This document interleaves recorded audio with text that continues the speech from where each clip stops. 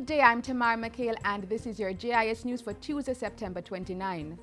The Health Ministry is closely monitoring cases of hand, foot and mouth disease. The cases have been detected in at least 3 schools in Kingston and St. Andrew and 6 schools in St. Catherine. Details from Andrea Chisholm. A release from the Southeast Regional Health Authority says the health departments in the affected parishes are working closely with schools to minimize the spread of the hand, foot and mouth disease. Schools have also received guidelines on how to manage the disease, and public health inspectors have been deployed to assess the situation. Hand, foot and mouth disease is a viral illness common in infants and children. Symptoms include fever, blisters in the mouth and on the skin, poor appetite and sore throat. If a child displays any of these symptoms, parents are urged to keep them at home for at least 7 days, and schools are to pass on the information to the health department in their parish. Hand, foot and mouth disease can be spread through direct contact with mucus from the throat and nose, saliva, fluid from blisters, and the stool of infected persons. There is no vaccine to protect against it. Persons can, however, lower their risk of being infected by washing hands regularly with soap and water, especially after changing diapers and using the toilet. Frequently touched surfaces like door handles and soiled items like toys should be disinfected regularly. If one is infected with hand, foot and mouth disease, they should avoid close contact activities such as kissing, hugging, or sharing eating utensils or cups. Those infected should also drink plenty fluid to prevent dehydration. For JIS News, I'm Andrea Chisholm. Meanwhile, the Health Ministry and its partners are investigating a case of a potential mosquito-borne viral illness.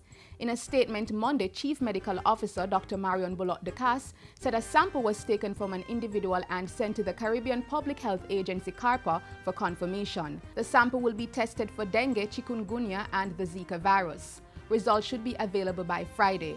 Dr. Bullock-Decas also indicated that the Health Ministry was taking the precaution to rule out the Zika virus in particular, which has been identified in Brazil but not in Jamaica. The Health Ministry has also increased its vector control program as part of efforts to minimize the spread of mosquito-borne diseases. Persons are reminded to destroy all mosquito breeding sites and protect themselves from mosquito bites. British Prime Minister David Cameron is scheduled to address a joint sitting of the Jamaican Parliament on Wednesday morning. Mr. Cameron, who is on an official visit to Jamaica until Wednesday, will also be involved in several activities, including bilateral discussions with Prime Minister Portia Simpson Miller. He will also participate in a floral tribute in honor of soldiers who fought in World Wars I and II, and a reception with the government, business community, and civil society. In the meantime, Prime Minister of Japan, His Excellency Shinzo Abe, will also make an official visit to Jamaica this week. Mr. Abe is scheduled to arrive in Jamaica on Wednesday and will leave on Thursday. The Japanese Prime Minister will also participate in a floral tribute to World War veterans, hold bilateral discussions with Mrs. Simpson Miller, visit a cultural site, and participate in a reception. And Her Royal Highness Princess Anne is also scheduled to arrive in Jamaica on Wednesday. Princess Anne will be in Jamaica mainly to participate in the Caribbean-Canada Emerging Leaders Dialogue CCELD, which provides an avenue for emerging leaders to develop their skill set. Her Royal Highness will also visit Up Park Camp and other locations in Kingston and St. Andrew. She is expected to leave Jamaica on Friday. In other news, young people are being urged to spread the message about climate change in their schools, homes, and communities. As young people, you are capable of participating in and changing the society in which you are all valued members.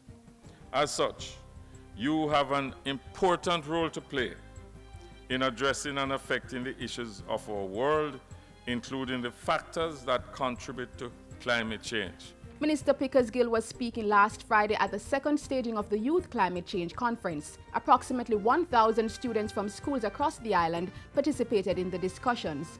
The outcome of those discussions will be added to the Climate Change Framework document for schools, which will be incorporated into the school curriculum. The Youth Climate Change Conference also provided an avenue to recognize schools that participated in climate change-related activities. Westwood High in Trelawney emerged as overall champions. And finally, Governor General Sir Patrick Allen is urging more Jamaicans to promote nation building by volunteering their time and service. Let us all, like our awardees, become volunteers, messengers of goodwill